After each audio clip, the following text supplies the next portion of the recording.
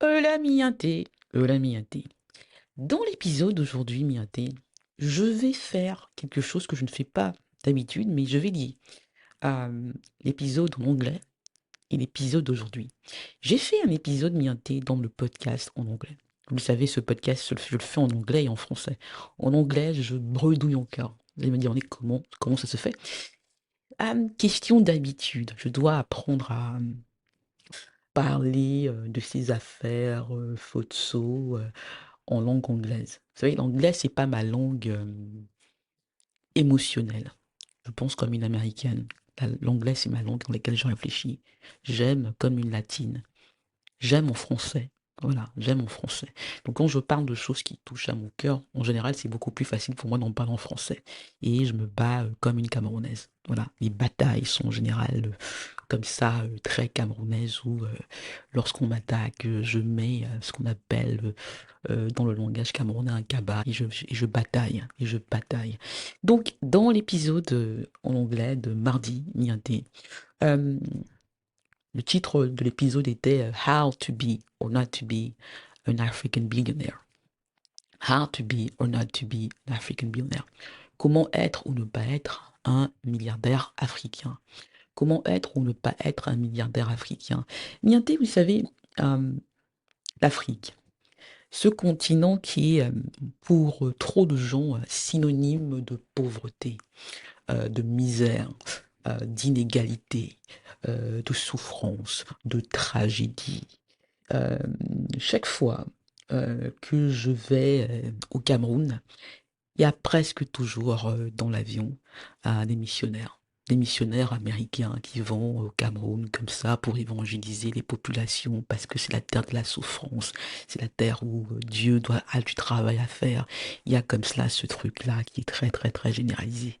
Donc quand on commence Nianté, à parler de milliardaires, déjà les milliardaires c'est rare, il y en a de plus en plus, il y en a de plus en plus, mais ça reste un statut exceptionnel. Je ne parle pas ici de milliardaires miintés en francs CFA. Ça, c'est facile. Au Cameroun, tout le monde, le milliard, maintenant, il est pornographique. Le milliard au Cameroun est pornographique. Je parle du milliard en une langue, en euh, une monnaie étrangère. Euh, bon, on va utiliser le terme occidental, en euros ou en dollars. Je parle de ces Africains-là qui réussissent à atteindre ce statut-là de milliardaire.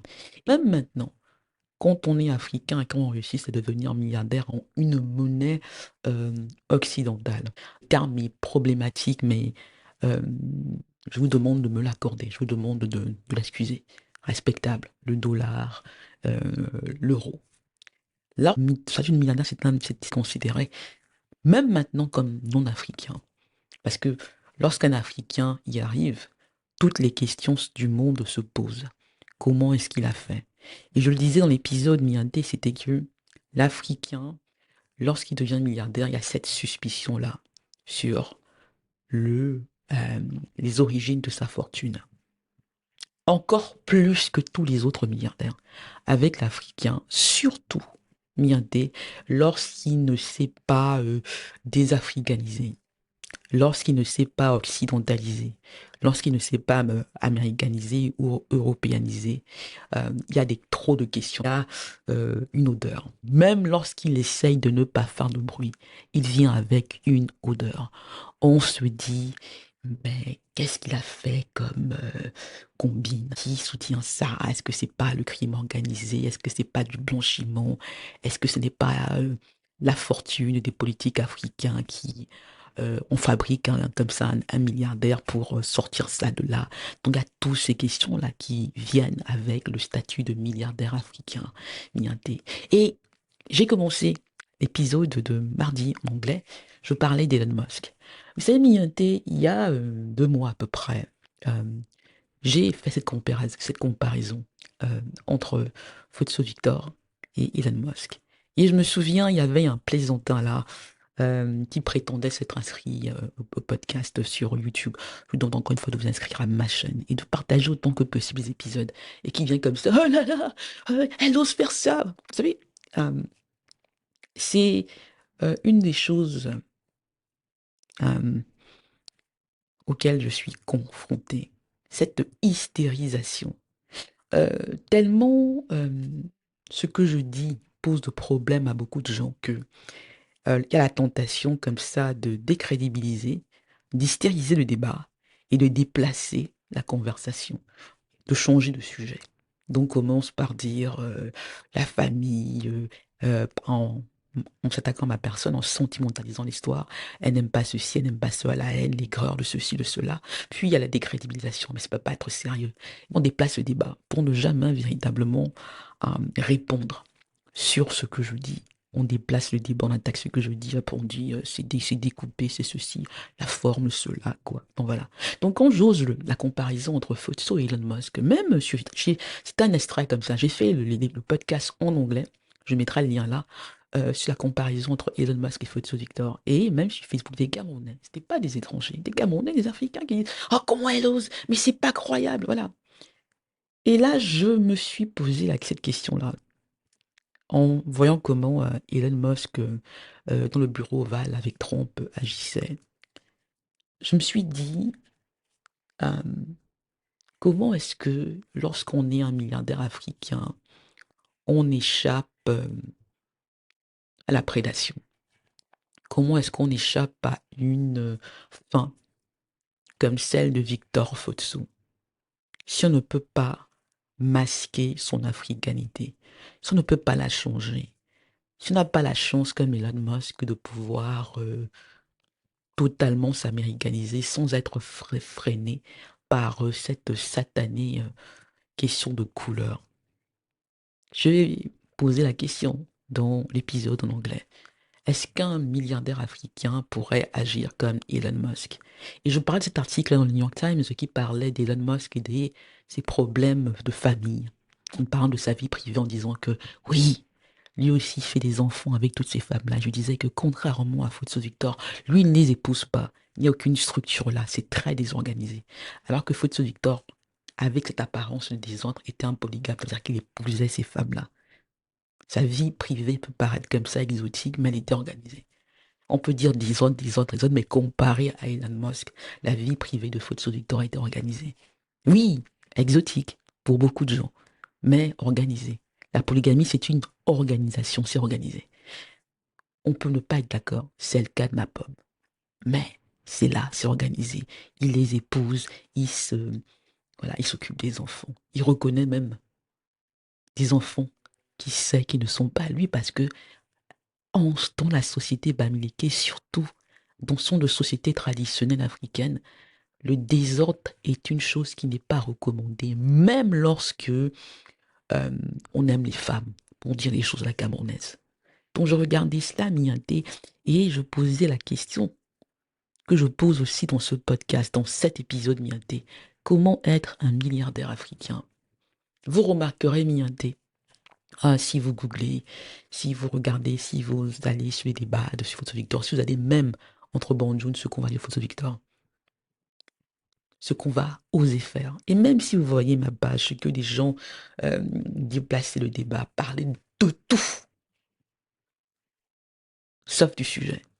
Et après, prendre un plaisir comme ça, qui est un petit plaisir, qui a tout à voir avec mon statut. C'est pas moi qu'on combat, c'est la fille de ceci. Voilà. On est gêné par le fait que je sois là devant vous et que je puisse en parler et que je ne lâche pas. Ça pose un problème. Comment être un milliardaire africain? La question Mianté se pose. Le statut de milliardaire est considéré comme un statut qui n'est pas fait pour l'Africain.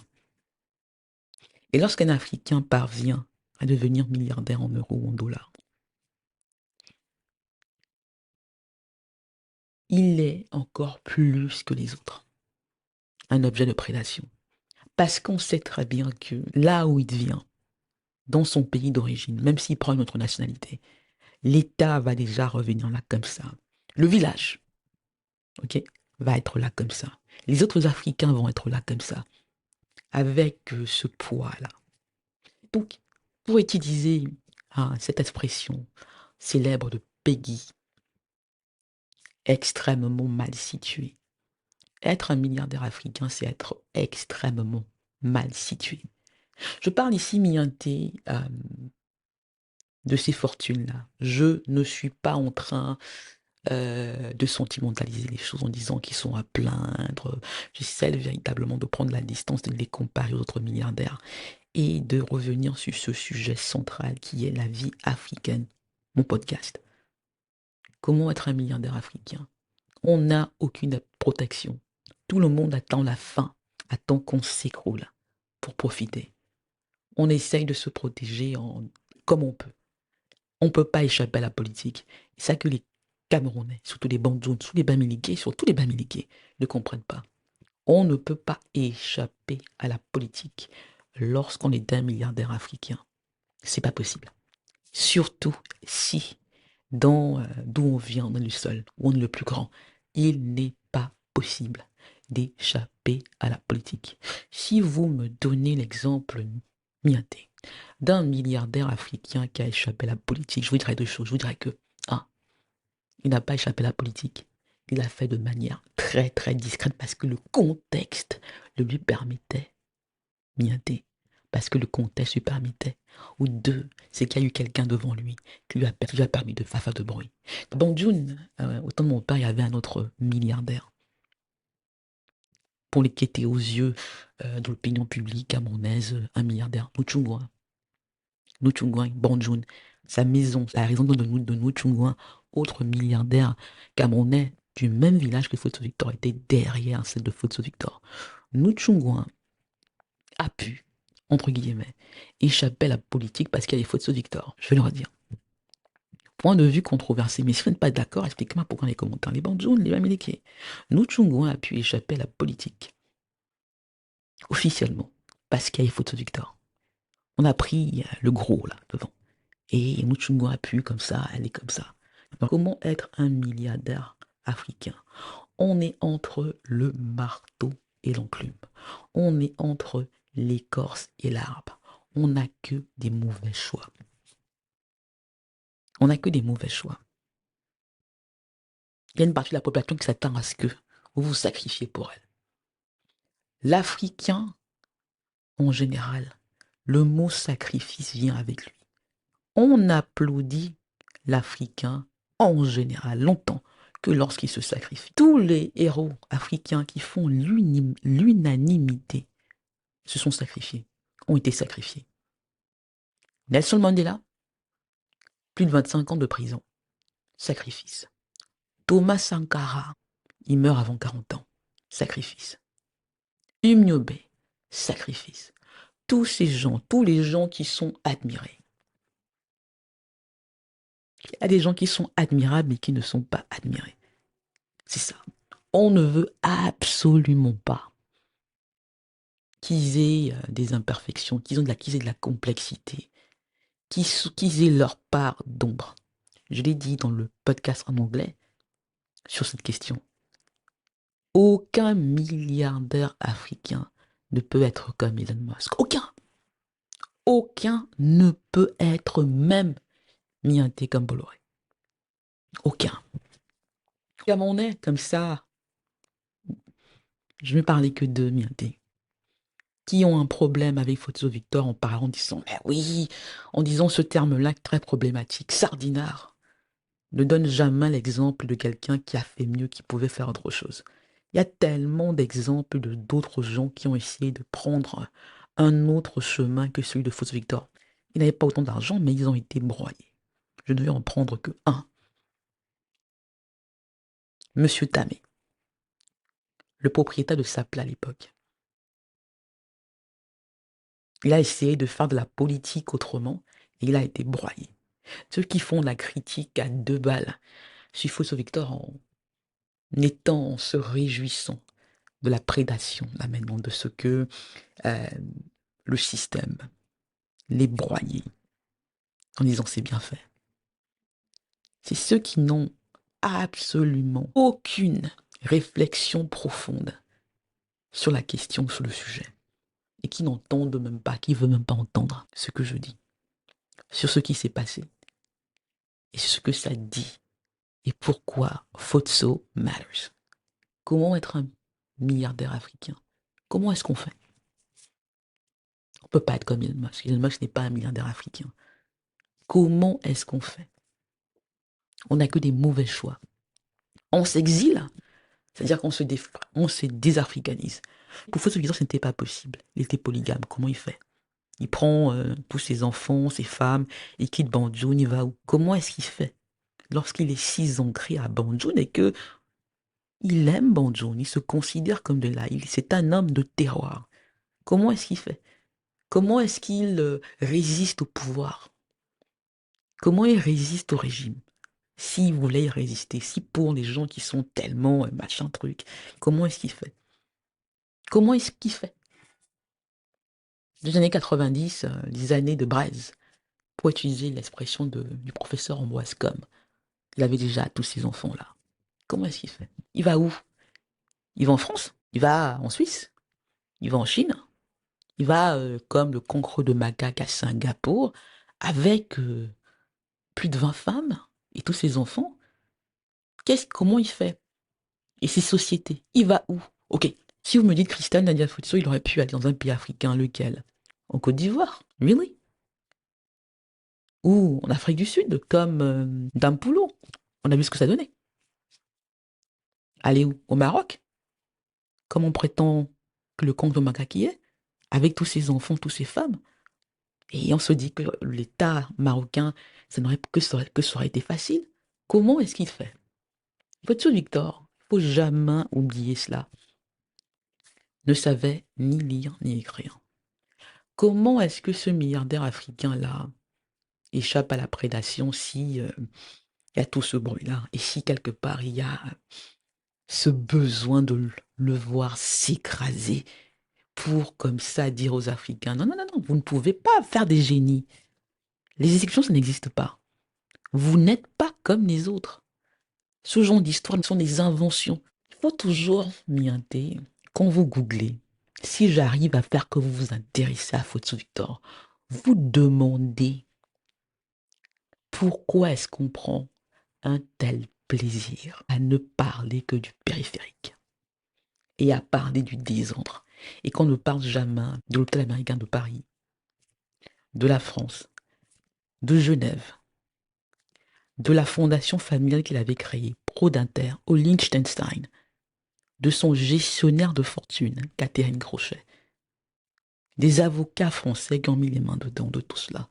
Pourquoi est-ce qu'il y a ce malin plaisir des journaux comme Jeune Afrique à toujours faire à rester miinté sur le vernis comme des mouches?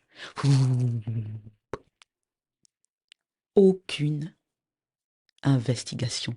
Il n'y a rien de sérieux. J'ai parlé de l'article du New York Times qui décrit la vie d'Elon Musk. Les journalistes et deux journalistes, elles le font avec tellement de respect.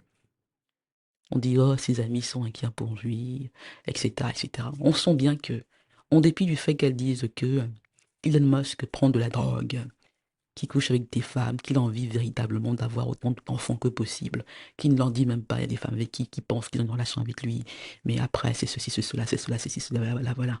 Mais elle continue quand même à respecter ce qu'il a fait. On le prend au sérieux. Mais vous remarquerez, Mianté, que même les journaux camerounais ne prennent pas Victor au sérieux. On commence déjà par parler de la politique. On parle après du drame, des drames familiales, des tragédies, tout cela et tout cela, drama comme on dit. Voilà. On ne parle jamais de ce qu'il a fait. Combien vous disent véritablement qu'il ne savait ni lire ni écrire? Combien vous parlent de Genève, de la Suisse, de la France?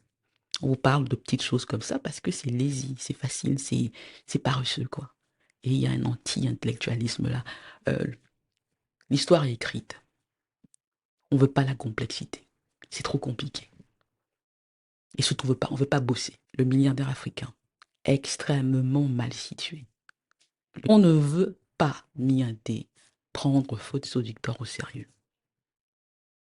On ne veut pas prendre Faute Victor au sérieux. On estime que vraiment, l'argent là, voilà.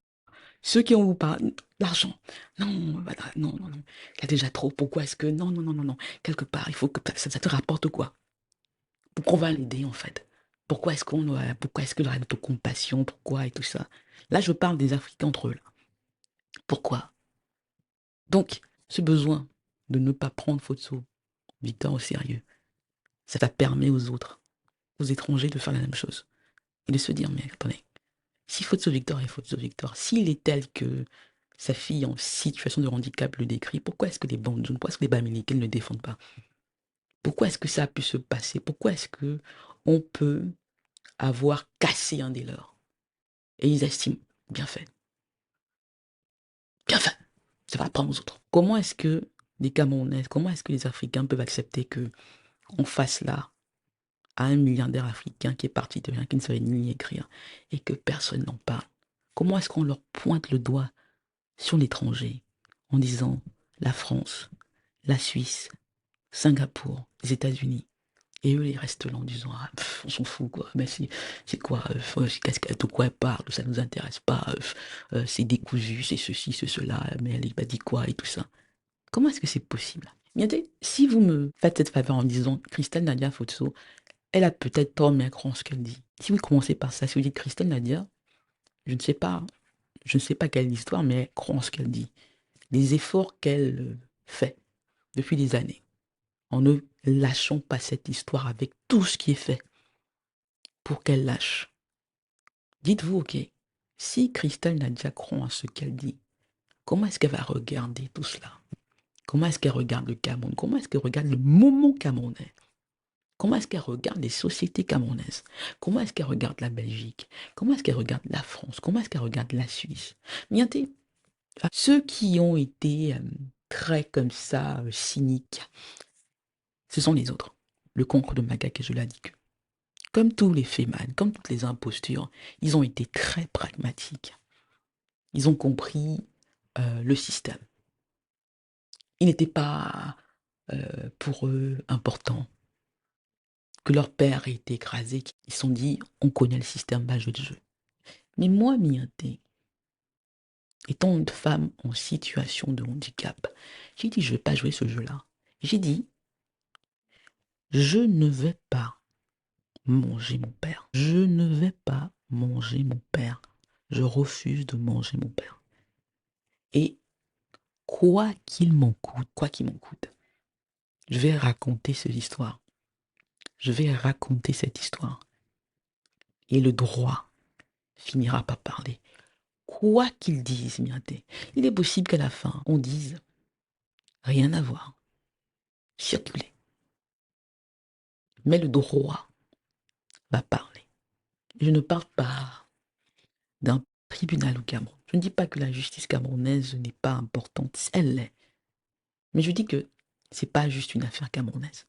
Donc dans tous ces pays-là, où on a profité du fait que Fotso Victor était extrêmement mal situé, et où on s'est dit, il n'a pas d'enfant. Le fait d'avoir trop d'enfants fait qu'il n'a pas d'enfant. Personne ne viendra jamais regarder de notre côté. On va y aller. La justice va trancher.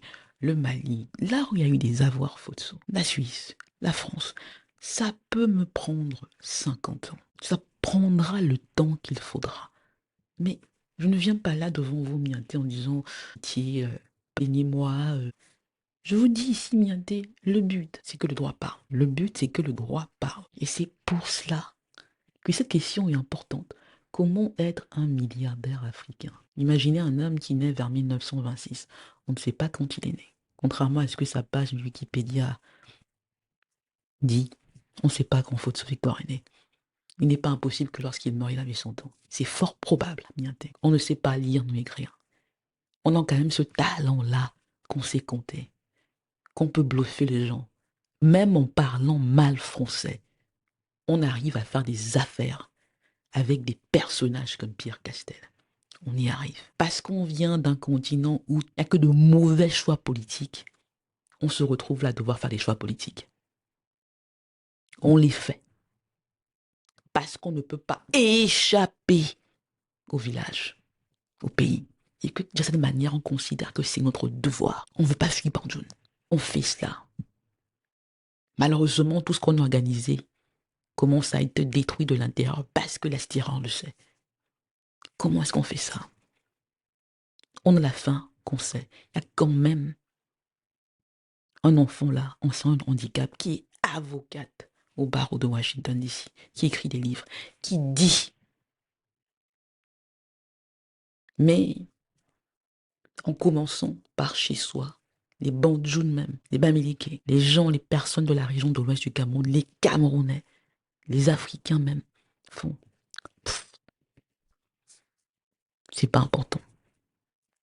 Pourquoi? Parce que, oh l'argent, il aurait fallu qu'ils se sacrifient, qu'ils perdent tout, et là on dirait, ok, d'accord, pas Fotso.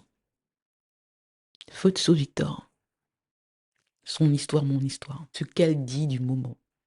Pas seulement camerounais, pas seulement africain, mais le moment maintenant.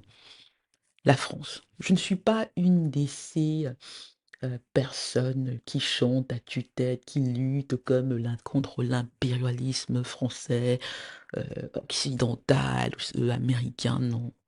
Je l'ai dit, je pense comme une américaine. Mais je lis Jean-François Bayard. Je lis Jean-François Bayard.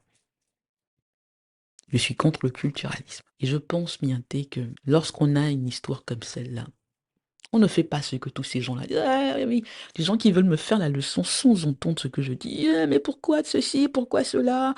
Voilà, pour changer le sujet, pour déplacer la conversation et ne jamais avoir adressé ce que je dis. Non, c'est le parti pris de ce podcast, c'est de dire que les histoires africaines comptent. Quand une histoire comme celle-là vous arrive, vous ne l'enjambez pas. Je ne vais pas enjamber le cadavre de mon père et son histoire. Je ne vais pas enjamber le cadavre de mon père et son histoire. Je ne vais pas enjamber ma propre histoire. Je ne vais pas la laisser comme ça juste parce que les gens ne veulent pas l'entendre et aimeraient tellement que je passe à autre chose, que je fasse ceci ou cela. Mienté, si c'est cela que vous souhaitez, ça ne va pas arriver. Je vais rester là.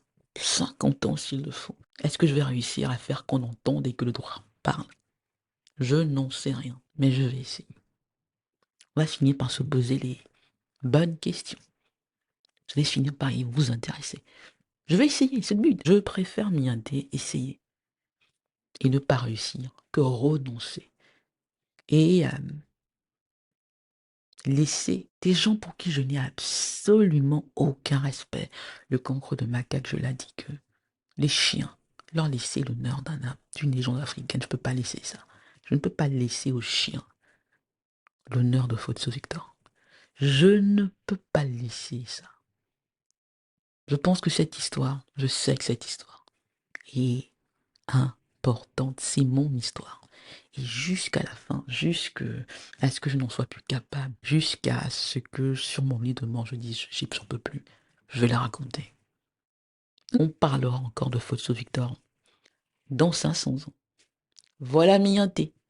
Comment être un milliardaire africain entre le marteau et l'enclume, entre l'écorce et l'âme, être tellement mal situé, être extrêmement mal situé. L'expression de Puggy, que des mauvais choix. Parce que l'endroit où on est ancré est ravagé par une prédation exceptionnelle et que lorsqu'on ne veut pas s'en détacher, on est dedans. Et c'est très difficile de s'en sortir. Surtout lorsqu'on y a mis son cœur, qu'on a refusé de renoncer à la tradition, même si elle a inventé. Mianté, merci d'avoir suivi le podcast. N'oubliez pas, partagez des épisodes, c'est ce que je vous demande. Et n'oubliez pas de vous abonner. N'oubliez pas de vous abonner, c'est important. On reste ensemble, Mianté, on reste ensemble.